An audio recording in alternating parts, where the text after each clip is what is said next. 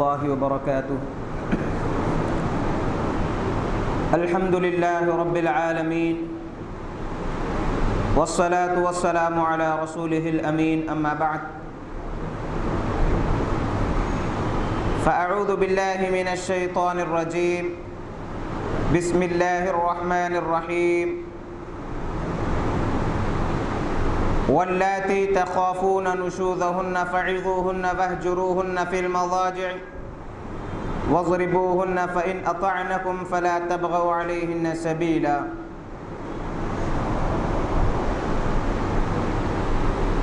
رب اشرح لي صدري ويسر لي أمري واحلل عقدة من لساني يفقهوا قولي. رب زدني علما.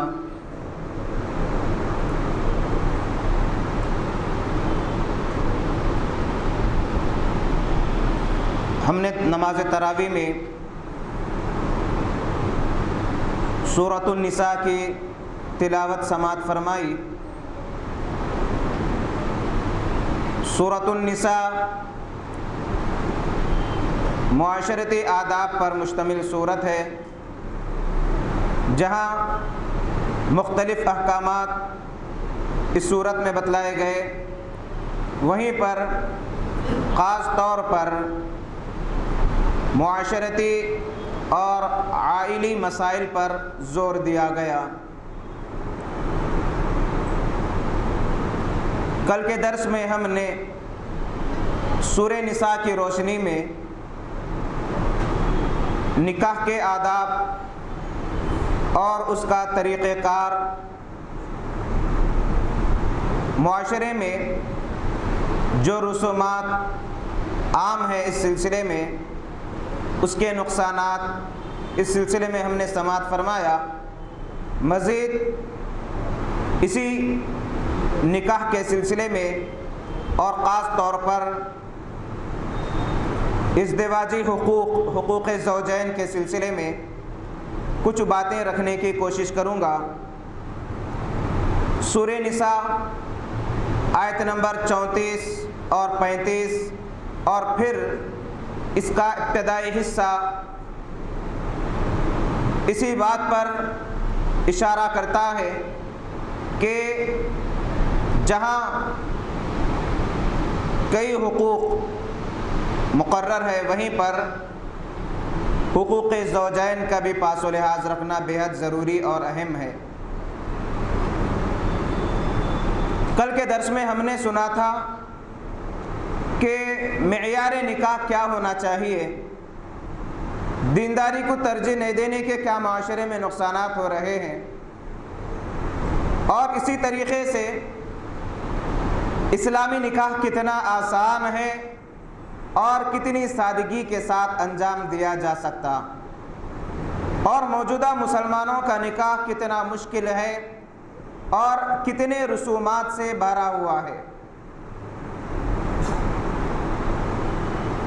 اسی سلسلے میں سلف صالحین جو نکاح کو جس آسانی سے انجام دیتے تھے اور نکاح کا جو معیار تھا، دینداری، اس کی اہمیت کیا تھی، ذرا ہم اس واقعے سے اندازہ لگا سکتے ہیں. سعید ابن مسیب رحمۃ اللہ علیہ جو سید التابعین ہے، بہت بڑے محدثین اور فقیہ میں شمار کیے جاتے ہیں، بڑے عبادت گزار عابد تھے، پورا وقت اللہ کی عبادت میں اور درس حدیث، درس قرآن میں، مسلمانوں کو نصیحت میں لگ جایا کرتا تھا اور دروس دیا کرتے تھے مسجد میں. کئی دنوں سے ایک شاگرد نظر نہیں آئے. سوال کیا گیا طلباء سے، کسی نے بتلایا کوئی عذر، کسی نے کوئی عذر. جب یہ شاگرد طالب علم آئے جن کا نام عبداللہ بن وداعہ تھا، استاد نے پوچھا کہ درس میں شریک نہیں ہو رہے تھے، حاضر نہیں ہو رہے تھے، وجہ کیا، کہاں چلے گئے تھے؟ عبداللہ بن وداع نے بتلایا کہ استاد محترم میری اہلیہ کا انتقال ہو گیا تھا، اسی لیے میں درس میں حاضر نہیں ہو سکا۔ اس کے بعد سعید بن مسیب رحمۃ اللہ علیہ نے سوال کیا، کیا دوسرا نکاح کر لیے؟ شاگرد نے کہا کہ استاذ محترم میرے پاس کیا ہے، کون مجھے لڑکی دے گا؟ معاشرے میں میرا کیا مقام و مرتبہ ہے؟ نہ میرے پاس مال و دولت ہے اور نہ ہی کوئی اور چیز ہے، کس بنا پر لوگ مجھے اپنی لڑکی دینا پسند کریں گے؟ کچھ دیر کے بعد سعید بن مسیب رحمۃ اللہ علیہ نے کہا کہ اگر نکاح کرنے کی خواہش ہو تو بتلاؤ۔ تو شاگرد نے کہا کہ کیوں نہیں؟ سعید بن مسیب رحمۃ اللہ علیہ نے اپنی لڑکی کا نکاح عبداللہ بن وداع سے کر دیا، جبکہ سعید بن مسیب رحمۃ اللہ علیہ کی لڑکی کے لیے بڑے بڑے شہزادوں کے نکاح کے پیغامات آئے تھے، اور خاص طور پر عبد الملک بن مروان جو اموی خلیفہ ہے، ان کے لڑکے ولید کے لیے نکاح کا پیغام بھیجا گیا سعید بن مسیب کی لڑکی کے لیے، تو انہوں نے انکار کر دیا۔ انکار کرنے کے وجہ سے تکالیف دی گئی، سزائیں دی گئی، لیکن اپنے شاگرد کو دین کی بنیاد پر، علم کی بنیاد پر اپنے شاگرد سے اپنی لڑکی کا نکاح کرا دیتے ہیں۔ اور بالکل اسی محفل میں عبداللہ بن وداع فرماتے ہیں کہ میرا روزہ تھا، میں پریشانی کے عالم میں گھر کو چلا گیا کہ ایک عجیب و غریب کیفیت طاری تھی، اچانک رضامندی لی گئی، رضامند ہونے کے بعد نکاح پڑھا دیا گیا، اور وہ بھی ایسی لڑکی سے جس کے نکاح کے بڑے بڑے روزہ کی جانب سے پیغامات آئے تھے، لیکن سعید بن مسیب نے ٹھکرا دیا۔ شام میں مکان پر گئے، والدہ کو حالت سنائی، اس کے بعد روزہ افطار کیے، دروازہ کھٹکھٹانے کی آواز آئی، پوچھے کون ہے؟ جواب دیا گیا کہ سعید ہوں۔ سوچنے لگے کہ مدینے میں کون سعید ہو سکتے جو اس وقت میرے پاس آئے اور کہتے ہیں کہ میں استاد محترم کی جانب توجہ بھی نہیں کیا۔ کیوں؟ اس لیے کہ وہ گھر سے مسجد اور مسجد سے گھر یہی راستہ تھا ان کا، کہیں نظر نہیں آتے تھے سعید بن مسیب۔ دروازہ کھولنے کے بعد دیکھتا ہوں کہ استاد محترم ہے، اور کہنے لگے کہ تمہارا نکاح ہو چکا ہے میری لڑکی سے، یہ تمہاری اہلیہ ہے، اب میرے پاس رہنا مناسب نہیں، یہ تمہاری امانت ہے، لے لو، اور اپنی لڑکی کو عبداللہ بن وداع کے مکان میں چھوڑ کر واپس آ جاتے ہیں۔ اور جب صبح سویرے یہ درس کے لیے نکلتے ہیں، تیار ہوتے ہیں، تو اہلیہ کہتی ہے، سعید بن مسیب کی بیٹی کہتی ہے کہ کہاں جا رہے ہو؟ جواب دیتے ہیں کہ استاد محترم کے پاس حصول علم کے لیے، علم حاصل کرنے کے لیے جا رہا ہوں۔ تو کہتی ہے کہ اللہ رب العالمین نے میرے والد سعید بن مسیب کو جو علم دیا، وہی علم اللہ نے مجھے بھی عطا کیا، اب جانے کی ضرورت نہیں، اب یہی معلمہ بن گئی۔ یہ ہے سادگی نکاح کی، یہ سادگی نکاح کی۔ آج ایسی مثالیں شاذ و نادر ہی بہت ملتی ہیں۔ اب رہا مسئلہ حقوق زوجین کا، رب العالمین نے فرمایا وَعَاشِرُوهُنَّ بِالْمَعْرُوفِ کہ اچھی طریقے سے ان عورتوں کے ساتھ گزر بسر کرو، یعنی اپنی بیویوں سے اچھا معاملہ کرو، اچھی زندگی گزارو۔ فَإِن كَرِهْتُمُوهُنَّ فَعَسَىٰ أَن تَكْرَهُوا شَيْئًا وَيَجْعَلَ اللَّهُ فِيهِ خَيْرًا كَثِيرًا۔ اگر کوئی چیز تمہیں ناپسند آ جائے، ممکن ہے اللہ تعالیٰ کئی اور بھلائیاں رکھ دیا ہو۔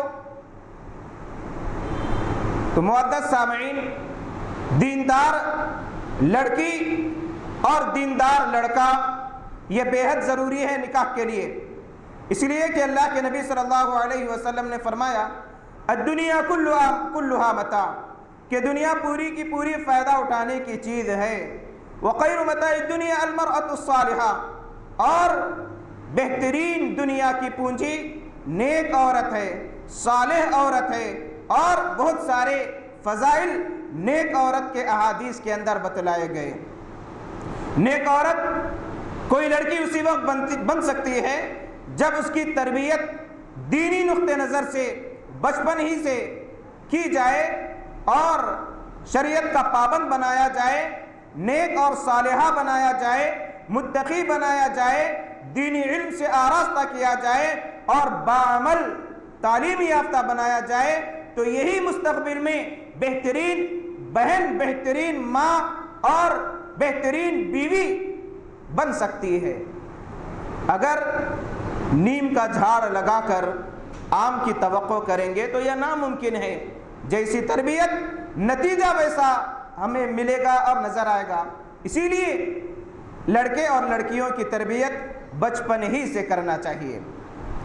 یہاں پر سورہ نساء آیت نمبر 34-35 میں رب العالمین معاشرتی آداب کا ایک اہم اصول بتلایا ازدواجی زندگی کا، کہ زندگی ازدواجی شادی شدہ اسی وقت مکمل ہو سکتی ہے جب میاں بیوی آپس میں ایک دوسرے کے حقوق ادا کرے، ایک دوسرے کے عیبوں کو چھپائے، ایک دوسرے کے غلطیوں کو نظر انداز کرے، ایک دوسرے کو برداشت کرے۔ اگر کبھی بیوی غصے میں آ جائے تو شوہر یہ سمجھ کر خاموش بیٹھ جائے کہ غصہ ہے، کچھ دیر تک رہتا ختم ہو جائے گا، اور اگر شوہر غصے میں آ جائے تو بیوی یہ سمجھ کر خاموش بیٹھ جائے کہ شوہر ہے، غصہ آ گیا، کچھ دیر میں ختم ہو جائے گا، معاملہ رفع دفع ہو جاتا ہے کچھ ہی دیر میں۔ معاملے کب بڑھتے ہیں؟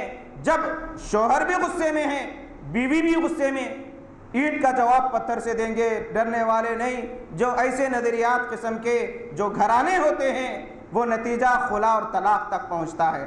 کل کے درس میں نے ایک واقعہ بتلایا تھا کہ معاشرے میں جو خلا اور طلاق کے بڑھتے ہوئے واقعات ہو رہے ہیں، اس کی بنیادی وجہ کیا ہے؟ بات کچھ نہیں رہتی، معمولی بات رہتی، اور وہ بڑھتے بڑھتے بڑھتے اتنا پہاڑ بن جاتا کہ نتیجہ خلا اور طلاق تک بات آ جاتی۔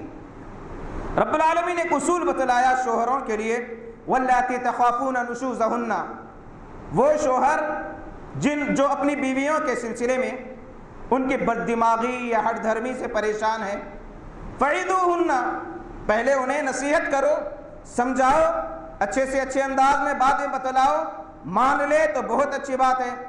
وہجروہن، اگر مسلسل بیوی کی جانب سے نافرمانی ہو رہی ہے، ہٹ دھرمی ہو رہی ہے، زبان درازی ہو رہی ہے، اپنے بستروں سے الگ کرو، یہ دوسرا درجہ بتلایا گیا۔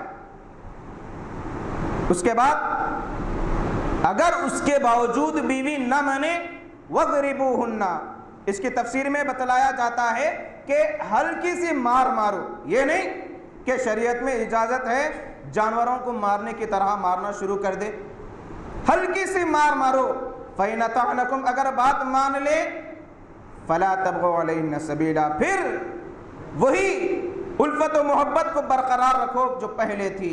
ایک اصول بتلایا گیا۔ آج ہماری ازدواجی زندگیاں کیسی ہیں؟ اور عمر رضی اللہ تعالیٰ عنہ اللہ کے نبی صلی اللہ علیہ وسلم کی خدمت میں حاضر ہو کر کہنے لگے، اے اللہ کے نبی صلی اللہ علیہ وسلم، ہماری بیویاں زبان دراز ہو گئی ہیں۔ اللہ کے نبی صلی اللہ علیہ وسلم نے آخری جو اسٹیج ہے، یعنی طلاق سے پہلے کا، اور طلاق حلال چیزوں میں سب سے بدترین مبغوض ترین چیز ہے اللہ کی نظر میں، ابغض الحلال الی اللہ الطلاق، مبغوض ترین چیز جو حلال چیزوں میں ہے وہ طلاق انتہائی آخری درجہ ہے کہ اس کے بغیر کوئی چارہ کار نہیں۔ آج معمولی باتوں پر لڑائی جھگڑوں میں طلاق ولاق کی نوبت آ جاتی ہے، طلاق ہو جاتی ہے، اب بعد میں افسوس، پریشان، یہ مفتی کے پاس گئے فتویٰ لینے کی کوشش کرے، وہ مفتی کے پاس گئے فتویٰ لینے کی کوشش کرے۔ طلاق دینے والے کبھی یہ نہیں سوچتے کہ ہماری اولاد کا مستقبل کیا ہوگا، ان کی تعلیم، ان کی تربیت پر کیا اثر پڑے گا، یہ سوچنے کی فکر نہیں ہوتی۔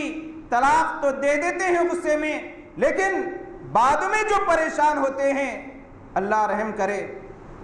اسی لیے ایسی چیزوں سے اجتناب کرنا چاہیے، ایسے الفاظ سے اجتناب کرنا چاہیے، کیونکہ 3 ایسی چیزیں ہیں اگر مذاق میں بھی اگر دے دیں گے تو وہ نافذ ہو جاتی ہے۔ وہ ہے نکاح، کوئی مذاق میں نکاح کرا یا نکاح کرنے کے بعد یہ کہے کہ میں تو مذاق میں کیا، نکاح ہو گیا۔ مذاق میں بھی اگر کوئی نکاح کرے، چاہے وہ ڈرامے کی شکل میں کیوں نہ ہو، وہ نکاح ہو جاتا ہے۔ کوئی اگر طلاق دے دے پھر کہے کہ میں نے مذاق میں طلاق دیا، تو طلاق نافذ ہو جاتی ہے۔ طلاق کے بعد جو رجوع ہے وہ بھی اگر میں رجوع کر لیا یہ کہے طلاق کے بعد، وہ بھی نافذ ہو جاتی ہے۔ تو 3 ایسی اہم چیزیں ہیں جو مذاق میں بھی نافذ ہو جاتی ہے۔ شوہروں کے لیے شریعت میں حقوق بتلائے گئے اور بیویوں کے لیے بھی حقوق بتلائے گئے۔ وَلَهُنَّ مِثْلُ الَّذِي عَلَيْهِنَّ بِالْمَعْرُوفِ، دونوں کے آپسی حقوق بتلائے گئے۔ اختلاف، انتشار، جھگڑے اس وقت پیش آتے ہیں جب آپسی حقوق ادا نہ کیے جائیں۔ جب آپسی حقوق ادا نہ کیے جائیں تو لڑائی جھگڑے کی نوبت آتی ہے۔ اگر دونوں آپسی حقوق اگر ادا کرے تو لڑائی جھگڑے کی کوئی نوبت نہیں آتی۔ دیکھیے، ایک مرتبہ عمر رضی اللہ تعالیٰ عنہ جو خلیفۃ المسلمین ہے، امیر المومنین ہے، ان کے پاس ایک صاحب اپنی بیوی کی شکایت کرنے کے لیے جاتے ہیں، اور جب گھر کے قریب پہنچتے ہیں آواز دیتے ہیں یا امیر المومنین، تو کوئی جواب نہیں آتا۔ دوبارہ پکارتے ہیں، کوئی جواب نہیں آتا۔ کچھ قریب جا کر دیکھتے ہیں تو عمر رضی اللہ تعالیٰ عنہ کی بیوی عمر رضی اللہ تعالیٰ عنہ پر برس رہی ہے۔ عمر رضی اللہ تعالیٰ عنہ خاموش سن رہے ہیں۔ یہ سوچنے لگے کہ جو مسئلہ میں امیر المومنین کو بتانے کے لیے آیا وہی مسئلہ یہاں پر چل رہا ہے۔ بیوی برس رہی ہے، شوہر خاموش کھڑے ہوئے ہیں، امیر المومنین ہے لیکن خاموش ہے۔ اب میں مسئلہ کہاں پر پیش کروں؟ واپس جاتے رہتے ہیں۔ عمر رضی اللہ تعالیٰ عنہ فوراً دوڑتے ہوئے آتے ہیں، کہتے ہیں کہ کیا بات ہے، کیوں آئے ہو؟ کہنے لگے، اے امیر المومنین، میں اپنی بیوی کی زبان درازی اور ان کی شکایت کرنے کے لیے آیا تھا، لیکن یہاں پر بھی حالت یہی ہے۔ عمر رضی اللہ تعالیٰ عنہ بڑی بہترین بات کی جو تمام شوہروں کے لیے ایک نصیحت ہے۔ کہنے لگے کہ کیا بات ہے؟ تو بتلائے، ایسی ہے میری بیوی، ایسی ہے، زبان دراز ہے، فلاں ہے، فلاں ہے۔ تو عمر رضی اللہ تعالیٰ عنہ کہنے لگے کہ بھائی ذرا ٹھہرو، کیا وہ تمہارے لیے کھانا نہیں پکاتی؟ کیوں نہیں، ضرور پکاتی۔ کیا کھانا پکانے سے انکار کرتی ہے؟ نہیں۔ کیا تمہاری اولاد کو وہ تربیت نہیں کرتی، دودھ نہیں پلاتی، غلاظت صاف نہیں کرتی، کپڑے نہیں پہناتی؟ کیوں نہیں پہناتی؟ کیا گھر کی صفائی نہیں کرتی؟ کیا بستر صاف نہیں کرتی؟ تمہارے لیے بستر تیار نہیں کرتی؟ کیوں نہیں کرتی؟ کئی خوبیاں گنائیں کہ وہ کھانا بھی پکاتی ہے، اولاد کی پرورش بھی کرتی ہے، اولاد کو دودھ بھی پلاتی ہے، گھر کی صفائی بھی کرتی ہے۔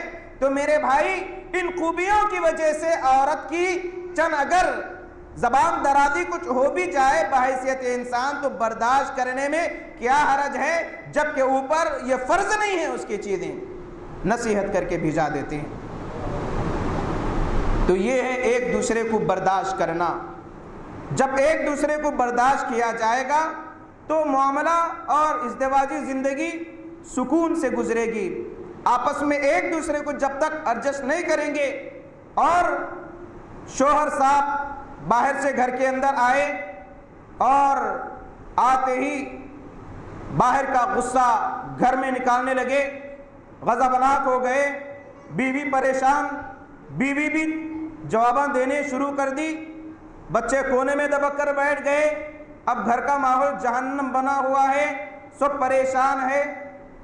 اس کے بجائے اگر شوہر سلام کر کے گھر میں داخل ہو، دعا پڑھ کر داخل ہو، اور بیوی خوش اسلوبی سے، حسن اخلاق سے استقبال کرے، یہ نہ سوچ کر کہ میرا شوہر باہر سے کئی تکالیف برداشت کر کے تھکان میں آیا تو مسکرا کر ملے اور خدمت کرے، پانی پیش کرے، مشروب پیش کرے، بٹھائے، تسلی کے الفاظ کہے تو کتنا بہتر ہوتا۔ اور شوہر بھی جب گھر میں آئے تو یہ سوچے کہ میں جب باہر محنت کر کے تھک چکا ہوں تو میری بیوی بھی گھر کا کام کر کے تھک چکی ہوگی۔ اگر یہ سوچ اگر آ گئی تو لڑائی جھگڑے نہیں ہوتے، معاشرتی انتشار نہیں ہوتا۔ جب انا کا مسئلہ آ جاتا ہے تو اس موقع پر فسادات جنم لیتے۔ ایک دوسرے کے حقوق ادا کرنا اتنا اہم ہے کہ اللہ کے نبی صلی اللہ علیہ وسلم صحابہ کو خاص طور پر نصیحتیں کیا کرتے تھے۔ ایک مرتبہ عبداللہ بن عمر بن عاص رضی اللہ تعالی عنہ کا نکاح کرا دیا گیا، اور نکاح ہو جانے کے بعد کچھ دنوں کے بعد والد صاحب اپنی بہو سے کہنے لگے کہ تمہارے شوہر کا کیا حال ہے؟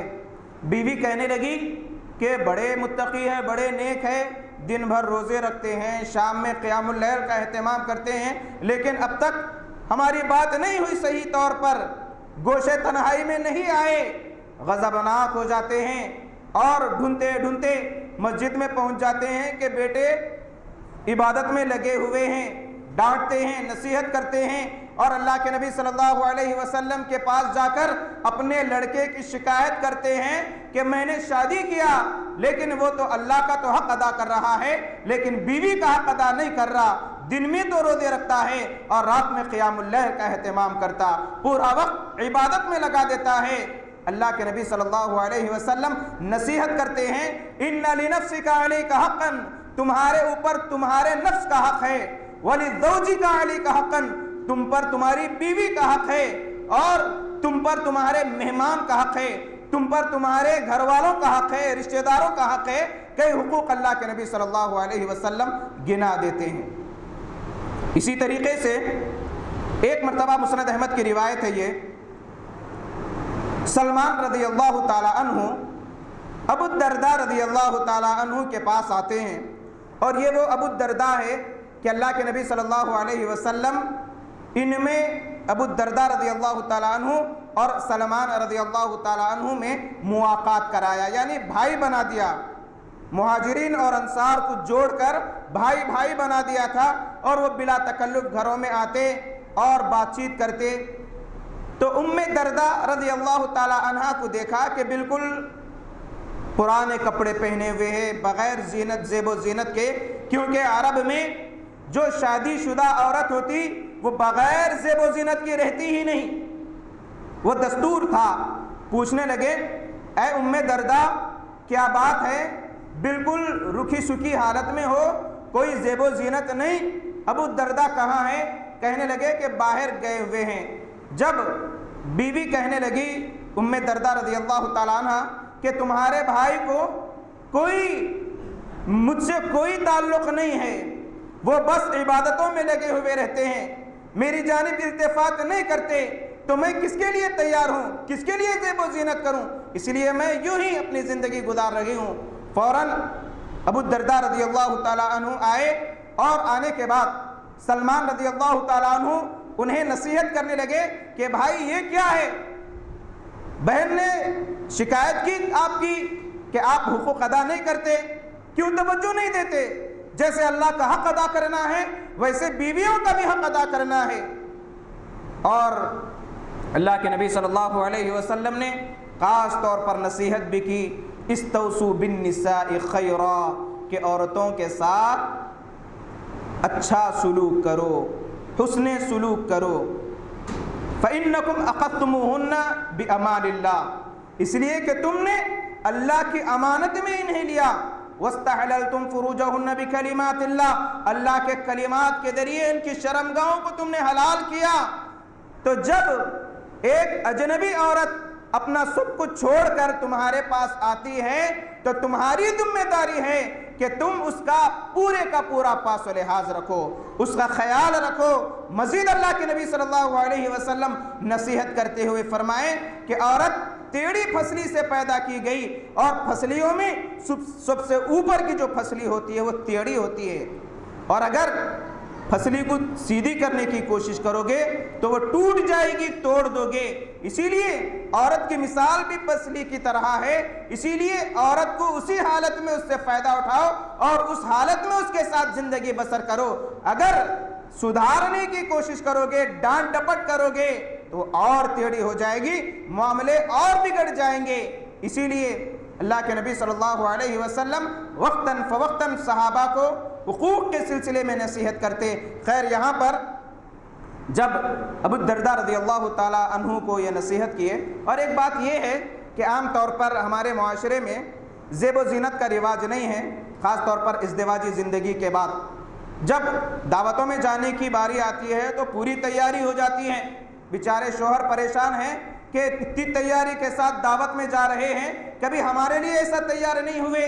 اور کیونکہ ایک شادی شدہ عورت جس کا شوہر موجود ہو وہ بغیر زیب و زینت کے رہ ہی نہیں سکتی، لیکن ہمارا معاشرہ الٹا ہے، جن کی شادیاں نہیں ہوتی، جو غیر شادی شدہ ہوتی ہیں، وہ تو پوری تیاری کے ساتھ رہتی ہیں، جن کی شادیاں ہو جاتی ہیں وہ بالکل عجیب و غریب حالت میں رہتی ہے۔ پھر اگر شوہر کی جانب سے توجہ نہ دی گئی تو شکوک، شبہات، فساد، لڑائی جھگڑے، ایسی چیزیں عام ہو جاتی ہے جو ہم معاشرے میں دیکھتے رہتے ہیں۔ بہرحال اب یہ بلائے، آؤ بھائی کھانا کھاؤ۔ ابو الدرداء رضی اللہ تعالیٰ عنہ، سلمان رضی اللہ تعالیٰ عنہ تو کہنے لگے کہ میں تو روزے سے ہوں، آپ کھائیے، مہمان گھر میں ہیں، میزبان کہہ رہے ہیں کہ میں روزے سے ہوں۔ نفلی روزہ تھا، کہنے لگے کہ جب تک کھائیں گے نہیں میں نہیں کھاؤں گا۔ خیر، روزہ توڑ دیے۔ اس کے بعد جب رات میں عبادت کے لیے اٹھنے لگے تو سلمان رضی اللہ تعالیٰ عنہ کہنے لگے کہ سو جاؤ۔ پھر کچھ دیر کے بعد، پھر کچھ رات کے بعد اٹھنے لگے، پھر انہیں تنبیہ کر کے پھر سلا دیے، پھر اٹھنے لگے، پھر سلا دیے۔ آخر حصے میں جب اٹھے تو اب عبادت کرو۔ اس کے بعد نصیحت کرنے لگے کہ بھائی کیا بات ہے، اللہ کا تو حق ادا کر رہے ہو، بیوی کا بھی حق ادا کرو، اپنے آنکھوں کا حق ادا کرو، اپنے نفس کا حق ادا کرو، مہمان کا حق ادا کرو۔ شریعت نے کئی حقوق مقرر کیے۔ اس کے بعد صبح سویرے ابو الدرداء رضی اللہ تعالیٰ عنہ اللہ کے نبی صلی اللہ علیہ وسلم کی خدمت میں حاضر ہو کر پورا واقعہ سناتے ہیں۔ اے اللہ کے نبی صلی اللہ علیہ وسلم، یہ میرے بھائی سلمان میرا روزہ توڑوا دیے، اور جب رات میں عبادت کے لیے میں اٹھ رہا تھا تو مجھے سکون سے عبادت کرنے نہیں دیے۔ تو سلمان رضی اللہ تعالیٰ عنہ نے واقعہ سنایا، اے اللہ کے نبی صلی اللہ علیہ وسلم، میرے یہ مواقعتی بھائی کی حالت یہ ہے کہ وہ اپنی بیوی کی جانب کوئی توجہ نہیں دیتے، پورا وقت روزوں میں عبادات میں لگا دیتے ہیں۔ اسی لیے اے اللہ کے نبی صلی اللہ علیہ وسلم، میں نے انہیں یہ کیا اور نصیحت کی۔ تو اللہ کے نبی صلی اللہ علیہ وسلم نے کہا کہ سلمان نے سچ کہا۔ اس کے بعد کہنے لگے کہ اے ابو الدرداء، تمہاری بیوی کا تم پر حق ہے، تمہاری اولاد کا، تمہارے رشتہ دار کا، تمہارے مہمان کا، تمہارے آنکھوں کا، تمہارے نفس کا تم پر حق ہے، وہ حقوق ادا کرنا بے حد ضروری ہے۔ الغرض جہاں عورت کے لیے ضروری ہے کہ وہ شوہر کی خدمت کرے، وہیں پر شوہر کے لیے بھی ضروری ہے کہ وہ عورت کا پاس و لحاظ رکھے، بیوی کا پاس و لحاظ رکھے، اچھی طریقے سے کھلائے پلائے اور اچھی طریقے سے پورے کے پورے سہولیات فراہم کرے۔ اللہ کے نبی صلی اللہ علیہ وسلم نے جنتی خاتون کی ایک مثال پیش کی، علامتیں بتلائی کہ کوئی عورت اگر 5 وقت کی نماز پڑھے، رمضان کے روزے رکھے اور شوہر کی فرما برداری کرے، اپنی عصمت کی حفاظت کرے، تو جنت کے جس دروازے سے چاہے وہ داخل ہو سکتی ہے۔ یہ فضیلت بتلائی اللہ کے نبی صلی اللہ علیہ وسلم نے۔ الغرض سورہ نساء ایک مرتبہ ضرور بضرور پڑھنا چاہیے ترجمے کے ساتھ، خاص طور پر خواتین سورہ نساء ضرور پڑھے، اس لیے کہ رب العالمین نے کئی آداب، کئی احکامات اس سورے کے اندر بتلائے ہیں۔ اللہ تعالیٰ سے دعا ہے الہ العالمین ہم کو آپس میں ایک دوسرے کے حقوق ادا کرنے کی توفیق عطا فرما، آمین۔ وما علینا الا البلاغ۔ السلام علیکم ورحمۃ اللہ وبرکاتہ۔